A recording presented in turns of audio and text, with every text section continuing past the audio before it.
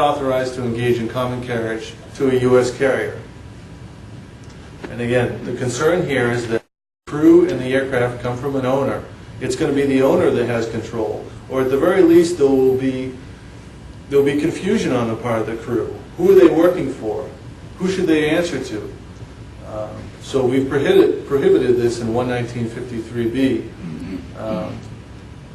So when we see wet leases from someone who's not certificated, we have concerns.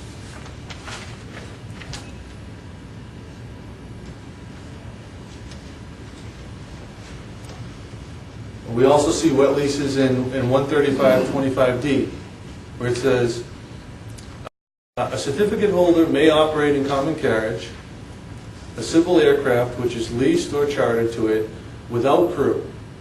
That's the key phrase, without crew, and is registered in the country which is a party to the Chicago Convention, if the aircraft is operated by U.S. certificated airmen employed by the certificate holder. So again, this is without crew. If it was with crew, then we would find that the U.S. carrier does not have operational control in this situation. So we've talked about operational control, we've talked about DBAs, we've talked about the relationship between a pilot and its air carrier, we've talked about some leases and wet leases, and the next slide, which is quite infamous, deals with when can an air carrier use an owner's crew. And basically what we've done is we've come up with some guidance here, and this is a very important slide that we're going to take some time to go over. So I think probably now is a good time to take a break. And if everyone can be back in, say, 15 minutes. What time is it now? Be back at 20 after or so. Get back into this. Talk to you later.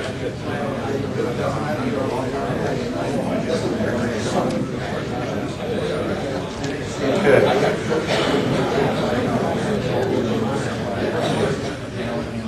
So we've talked a lot about the relationship between a pilot and the air carrier.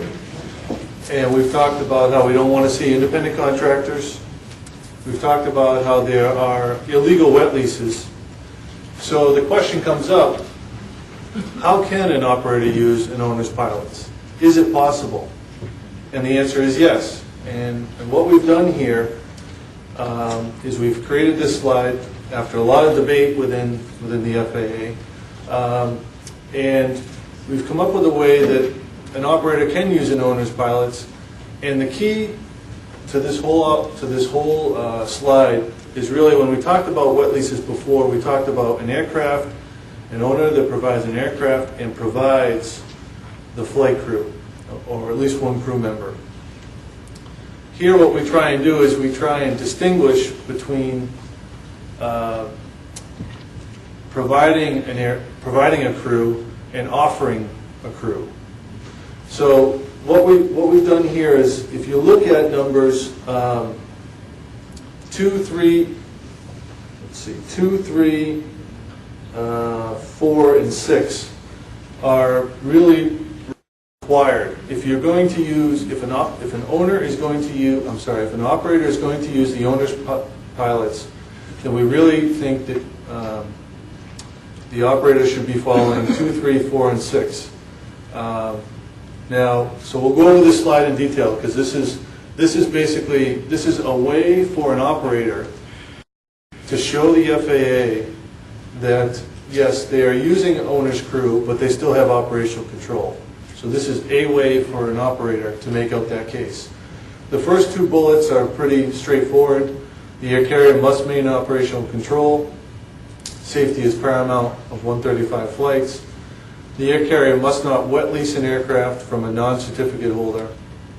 Okay, so the third bullet, an air carrier's use of owner's pilots may raise a presumption that the carrier does not have operational control. However, a carrier could make a case that it maintains operational control of 135 flights, even when using pilots of the aircraft owner in a non-wet lease situation if, let's skip down to number 2, carrier has a separate written agreement. Okay, hold on, let's start with 1. Carrier's written agreement with the owner does not provide who will pilot Part 135 flights carrying third parties. The carrier is not obligated to use the owner's pilot, and the owner is not obligated to provide the crew member. And again, the FAA can look behind the written agreement to verify. So what we're saying here is, if the owner has an aircraft and they have pilots, they can nominate those pilots for the operator's use. And it has to be the operator's choice, the operator's decision whether or not to use the owner's pilots. There can be nothing in writing, there can be no obligation on the part of the operator to have to use the owner's pilots. And why is that important? Well, it's important because, again, we want the operator to be controlling the pilots. We don't want the owner to be controlling the pilots. And if it is the operator's choice to use the owner's pilots or any other pilot, there's no leverage on the part of the owner. It's really the operator who stays in control. So the key fact here is that you can use an owner's pilots, but there can be no requirement that the operator use the owner's pilots, and we will look behind written agreements. So if there is no written agreement on this, but it turns out that the operator is using an owner's aircraft and is using an owner's pilots, and it looks like there's an obligation on the part of the operator to use the owner's pilots, then we will ask our inspectors to ask more questions. Let's skip down to number 4. The carrier knows before the flight that the pilot is qualified and current to operate under Part 135 and that the aircraft meets the carrier's 135 maintenance program.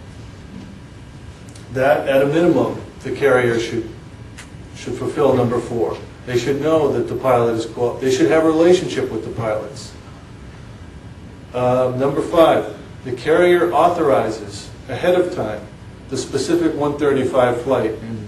And Kent is going to talk about in a little while how potentially a series of flights could be authorized, but that'll be that whole presentation presumes that there are no operational control problems. So here we have the carrier authorizes the specific 135 flight.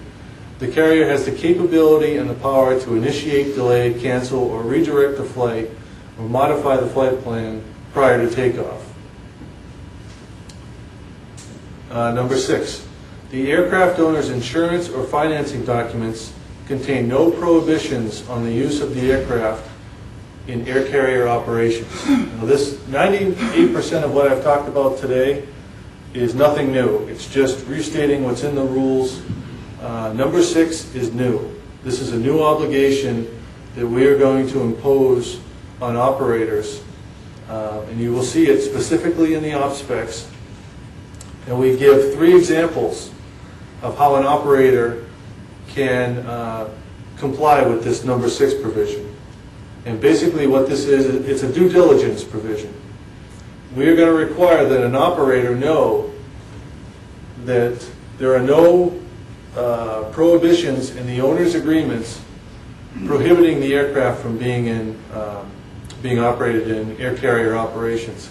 And we've seen in the past, we've seen in financing documents, we've seen in insurance documents, where the owner's insurance documents, the owner's financing documents says that this aircraft cannot be used in commercial operations. It can be only used in Part 91. And why are we concerned? Why are we requiring this due diligence? Well, for a couple of reasons. And one is we do think that it's important that an operator knows who the owners are. If the owners are willing to violate financing agreements or insurance agreements. And we've seen in the past where owners have violated these agreements, and that has been an indication that the owner is willing to violate other agreements, like willing to operate Part 135 flights without the operator's knowledge. So we are going to require a due diligence requirements where the operator is going to have to contact either the insurance company or the financing company and get confirmation that there are no restrictions on using this aircraft in comp or hire flights. And you'll see right in the op spec we give at least 3 examples of how they can do this, and there may be another option that we may be adding. And you know, just as we are requiring due diligence in this area, this is not the only area that we've required due diligence. In fact, most of you are probably familiar with PREA, the Pilot Records Improvement Act of 1996, which requires that the operators know their pilots. It requires that they basically do a background check on their pilots. They write to the FAA and they write to their former employers and they find out about the pilots, what kind of history the pilots have had. Well, we're doing the same thing here for the operator concerning the owners. Before, you know, right now an operator must know their pilots. They must know the employment history of the pilots, whether there's been adverse action against their pilots. Here, we're going to require that an operator know their owners and that there are no prohibitions on using these aircraft for comp or hire flights in their financing or insurance documents. Okay, so we will see, when Kent reads the op spec later today, we will specifically read over this new requirement. So, if an operator is going to use an owner's crew, it has to be the air carrier's decision to use the crew. There can be no obligation on the part of the operator to use the crew. The carrier should know before the flight that the pilots are qualified and current. There should be a relationship between the pilot and the carrier. And we recommend that there's a separate written document that details the relationship between the pilots and the air carrier, if it's going to be the owner's crew, which creates that agency relationship that we talked about before. Clear to everyone that it is the operator, the certificate holder, that is controlling those pilots. It's not the owner. That the air carrier is authorizing the flights beforehand. And then finally that the aircraft owners, there's nothing in the aircraft owner's insurance or financing documents that prohibits the use of this aircraft in commercial operations. Okay, so I left out numbers 2 and 3 here. 2 and 3 are ways to make a better case. If an operator is using an owner's crew and they already do 1, 4, 5, and 6, and they want to say to the FAA, we retain operational control even though we use the owner's crew, a better case is if the operator also does 2 and 3. The carrier has a separate written agreement with the pilot and directly pays the pilots, who are the carrier's agents at a minimum. Now, there's no requirement in the rules to have a separate written agreement with the pilots. There's no requirement in the rules that requires an operator to directly pay the pilots. We're just saying these are factors that an operator can come to an inspector or come to the FAA and say, look, I have the separate written agreement that describes the relationship. I pay these pilots directly. You can see this in this written agreement. Here is evidence that I have operational control even though I'm using the owner's pilots. And then number 3, the carrier legally possesses the aircraft through a dry lease. So we've had a lot of discussion about this slide. It is possible for an operator to use the owner's crew, but we recommend that at a minimum the operator does 1, 4, 5, and 6, and you will see all of these elements in the op specs later today. We're just going over them now so you can get an idea of what you're going to be seeing later today.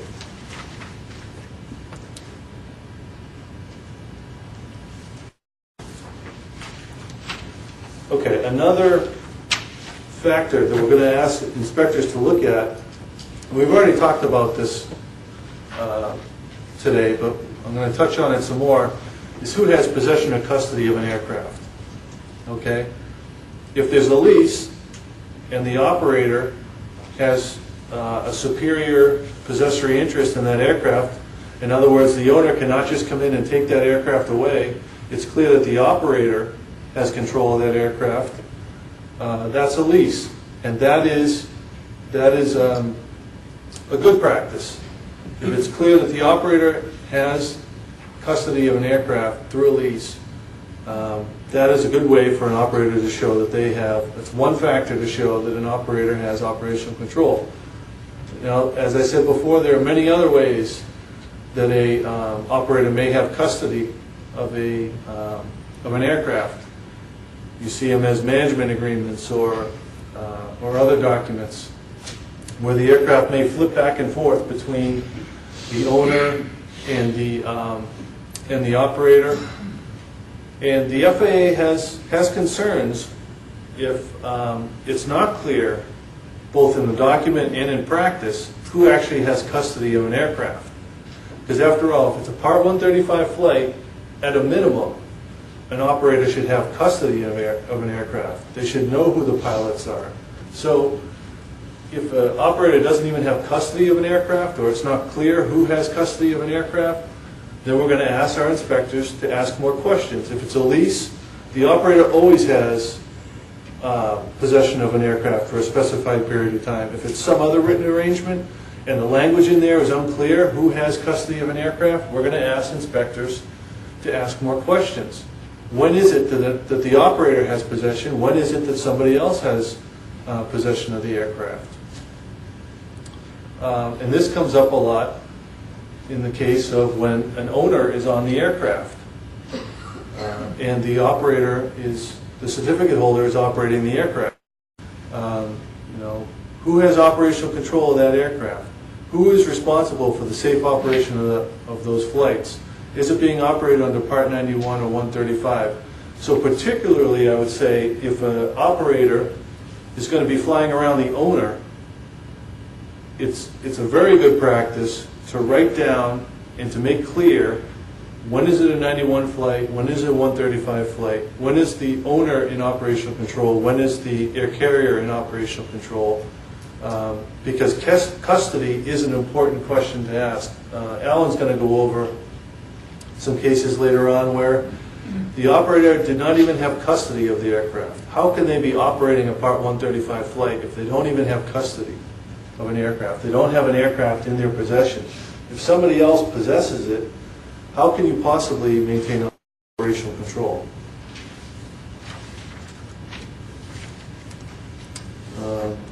Okay, well, we have some slides here on loss of operational control, but because Alan is going to go over some of these cases later on, I'm going to skip that slide. So we've gone over some of these issues, and these are some of the requirements in Part 135. If an air carrier is going to be operating a Part 135 flight, they should at least have knowledge of a flight. They should at least know that a flight is going to happen. The carrier should be authorizing the flight ahead of time. If it is the carrier that is controlling the flight, they should know that a flight is going to take place. The air carrier is required to know the crew member qualifications under 135. The air carrier is required to know that an aircraft is airworthy and that they have a weight and balance program. It's the air carrier that designates the PIC. It's the air carrier that should determine whether it's a 91 or 135 flight. And the air carrier, the owner, and the pilots should all know before a flight takes off whether a flight is Part 91 or 135. Again, Alan is going to go over some details in some of the cases later today, so I won't go over the Darby case. And this is the part where we talk about indemnification clauses. Now again, we're not saying that everybody should be able to catch all these indemnification clauses, but we wanted to point out some clauses where it is clear that the operator is trying to shift accountability to somebody else. So when we say indemnification, we're basically saying that somebody is willing to take on the obligations of somebody else. Okay?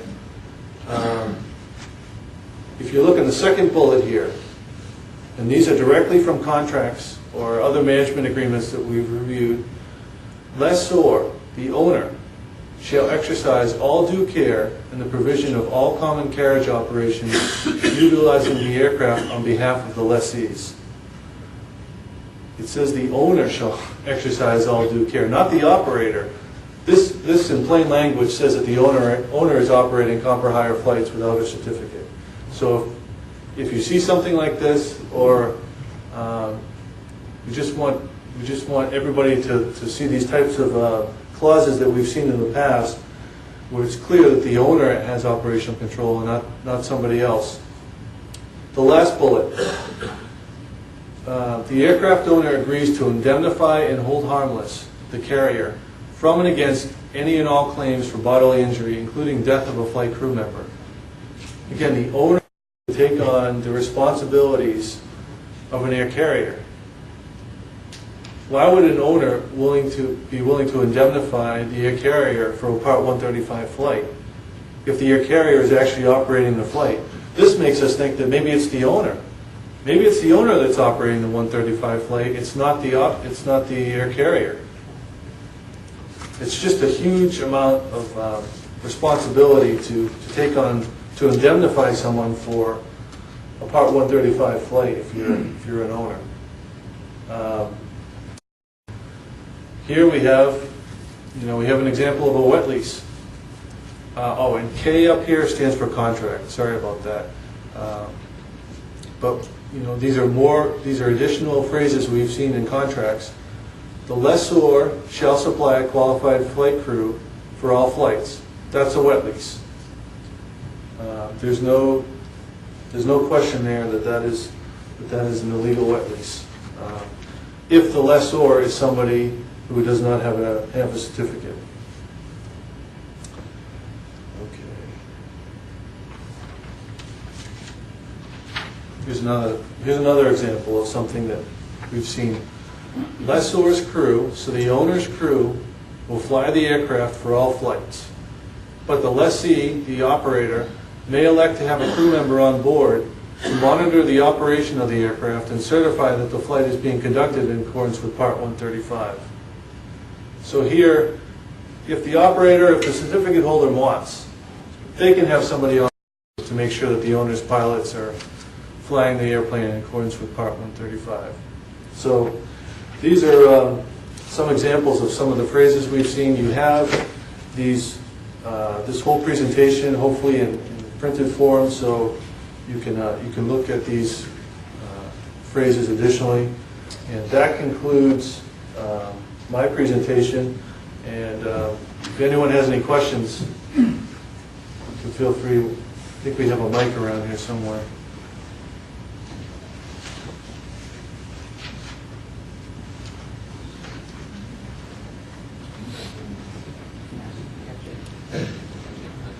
Yeah, my name is Gary Radio. I'm from the Portland, Maine Flight Standards Office. I have a question regarding DBAs. It's always been my understanding that a DBA is a doing business as title that's assigned to either an individual, a person, or a corporate entity that's legally recognized by a state or other municipality. In the past, we've always taken a DBA approach that if a carrier wants to have a DBA on his certificate, we had to submit the documentation to Washington for review to determine that the DBA was in fact valid, that it didn't conflict with existing DBAs and therefore would be recognized. Is this in fact a practice that we're supposed to follow or not? You want to answer that? Yeah. All right. This ought to be interesting. A DBA in the past, if you read a portion of the handbook 8410, it talks about this. It says something to the effect that you're to check to see if in fact the operator, somebody had authorized this, usually in some sort of DOT document. The first thing that I can say is a fictitious name is not an exclusive name. You and I can have the same DBA. We both can fly as safe flying airlines. There is no exclusiveness by state law in the use of DBAs, which means that, in a sense, they are just marketing names. Now, this is different than a code-sharing agreement, and I emphasize that, but I'll talk about this later. That is completely different. What we're saying in our guidance and our policies is that if the DBA does not represent the individual air carrier, in other words, it's the name of another company, another entity that is not part of that air carrier, then it won't be authorized by the FAA to be used. You won't authorize it. Because it was my understanding that a DBA, let's use one like Great Pumpkin Airlines, for instance. Okay? If I have an air carrier certificate that's issued to Guacamole Aviation, and they decide they want to use Great Pumpkin Airlines, we submit that to Washington, and Washington would determine that there is no other Great Pumpkin Airlines, so there No. wouldn't be a misidentification of conflict. So that, No. what you're saying is that doesn't exist anymore. That does not exist, and that is not assured by DOT or by FAA. We don't assure that. Because in the state of Maine and New Hampshire and Massachusetts, in order for an individual to get a DBA, it is supposed to be, this is my understanding, that it's recorded by either the clerk or the Secretary of State. True. And that DBA is not supposed to be used by or issued to another corporate entity or an individual, at least within that state. You can have, state laws vary, so I can't address each state law. But I will tell you that the DBA is not exclusive to an individual in some states. It could be, you and I could be the same DBA. That has no exclusiveness. So we could, in fact, have within the FAA structure of air carrier certificates the same DBA being used by multiple air carriers. Oh, absolutely. Global Aviation, for example, is used by 8 different operators.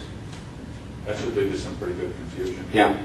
It's a DBA. The other question I would have is, you mentioned independent contractors, that an air carrier, essentially the way we understood it, was an independent contractor was not an authorized person to be flying, but you had to be essentially an employee of an air carrier for the air carrier to be able to exercise operational control. We have a number of cases where historically many of us operated under the banner of multiple air carriers as independent contractors, properly trained, properly certificated. At that time we didn't have drug and alcohol testing, but we were legitimate legal card-carrying members of that entity. The company that held the certificate paid us with a 1099 form. We were not employees receiving W-2 forms, and this was done for tax purposes. Right. Am I to understand now that independent contractors working under provisions of a 1099 form for reimbursement is not acceptable? Not necessarily. I think, we had 2 categories that we talked about employee relationships that we thought were okay. One is direct employee, and the other is an agency relationship. So, while someone may be considered an independent contractor for IRS purposes, for FAA purposes, we want to make it clear that that the pilots are not described as an independent contractor, that the pilots are in fact an agent. And from what you said, because the people were trained in the program and they were representatives of that entity, it sounds like there was an agency relationship, whether the people knew it or not, between the operator and the pilots. So it is possible to have an employee based on a 1099. However, we would advise that it's a very good idea to write down the relationship between the pilots and the air carrier to make sure that it's clear who the pilots are answering to. Okay. I'd like to add just one point to what Doug said, which I agree with 100%. And I just want to stress, when we say agent, we're using that term for aviation purposes to make sure that the pilot is acting on behalf of and is accountable to the certificate holder. When you have the concept of independent contractor, that may not exist. There could be a shifting in accountability or responsibility to the pilot away from the certificate holder. And we've seen that on several occasions. That's one of the reasons where we're making this distinction. So it sounds like the situation you described, there was an agency relationship because they were fully involved with the air carrier. So we're not saying that that has to go away, we're just saying it's good to describe that relationship. And as Alan, or as Doug said, that just could be an indicator of a problem. An independent contractor may in fact just be that, independent. In other words, they're certifying to their own training, they're certifying to their own designations and whatever. Again, it's a red flag, it's something to look at. Not necessarily what it says in the agreement, because some of the operators have already said, all right, we won't call these guys independent contractors anymore. We'll call them something else. Well, that's why we're saying look behind the contract and make sure that these are either direct employees of the air carrier, or at least they understand they are the agent for the air carrier, that the agent is responsible and accountable for the actions or inactions of their agents.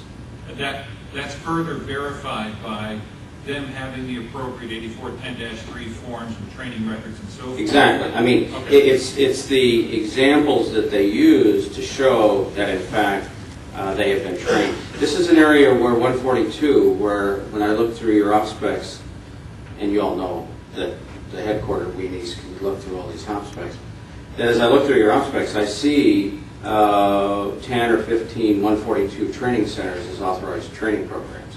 This becomes